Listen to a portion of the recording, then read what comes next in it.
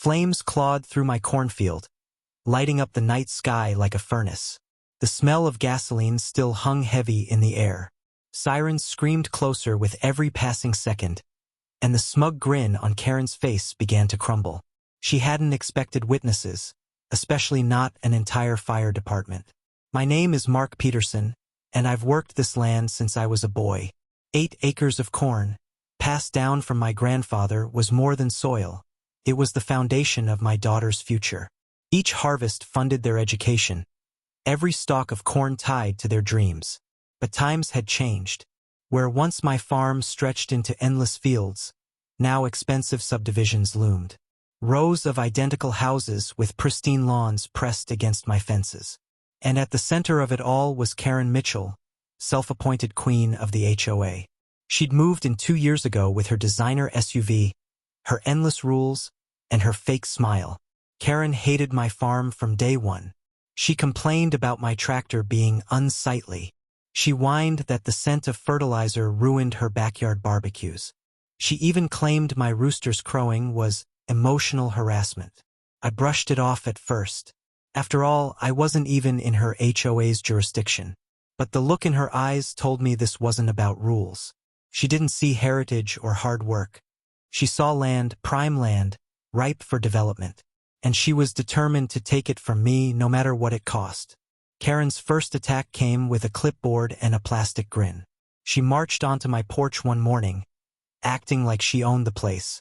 "We've had complaints about your equipment being visible from the street," she announced, gesturing toward my 1965 John Deere like it was a broken toy. "That tractor's been here longer than your whole neighborhood," I said flatly. But her smile didn't falter.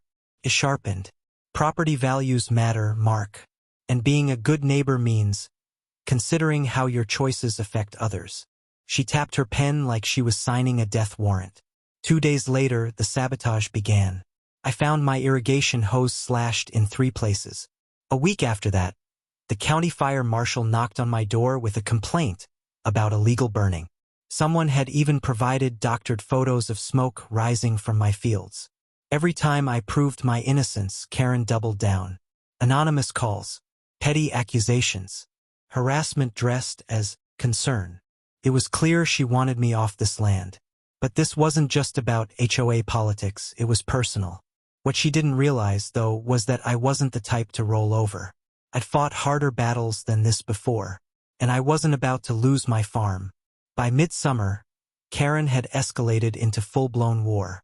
She wasn't just filing complaints anymore. She was recruiting allies. Suddenly, my driveway filled with HOA inspectors, neighbors armed with clipboards, muttering about fuel storage and compost piles. It was laughable. My fuel tank sat farther from her house than her own grill. My compost pile had passed every agricultural regulation for decades.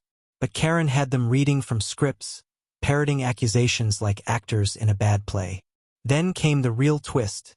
Harold, my 75-year-old neighbor, shuffled over one evening with a secret. "She offered me $500, he whispered, gripping the fence like it held him upright. "Wanted to know when you're away from the property. Said I might notice some safety violations." His voice trembled with disgust. That's when I realized Karen wasn't just a nuisance. She was orchestrating a campaign. She bribed neighbors, filed false reports, even tampered with county records. And when Harold agreed to be my inside man, I finally saw the bigger picture. Karen wasn't fighting me over aesthetics. She was desperate to clear me out because she'd already promised my land to developers. And when money's on the line, people stop playing fair. So I started documenting everything. Cameras went up. Evidence piled high. If Karen wanted a war, I was ready to fight it on my terms.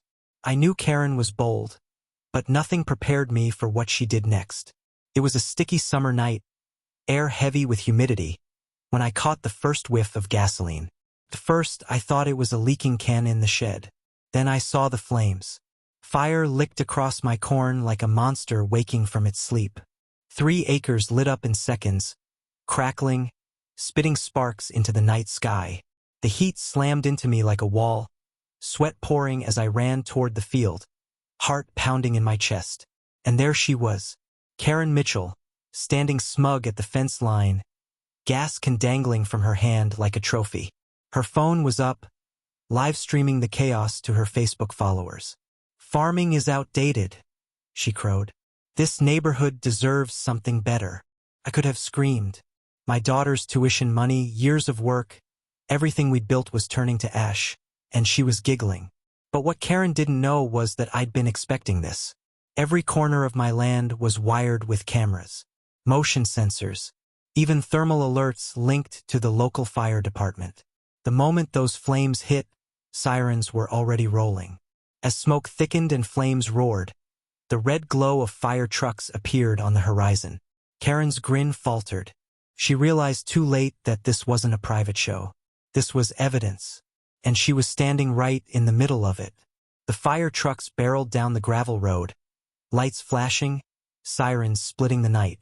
Neighbors poured out of their houses, gathering along the fence line in stunned silence.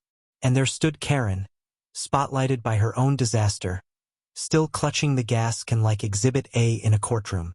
"Step back, ma'am!" The fire chief barked as his crew leapt into action, unrolling hoses and dousing the flames. Karen stammered, her fake smile twitching. It wasn't me. It was faulty equipment, but the camera mounted above my barn captured every second. Her pouring gasoline, her striking the lighter, her laughing as my harvest ignited. The chief wasn't buying her excuses. Neither were the neighbors.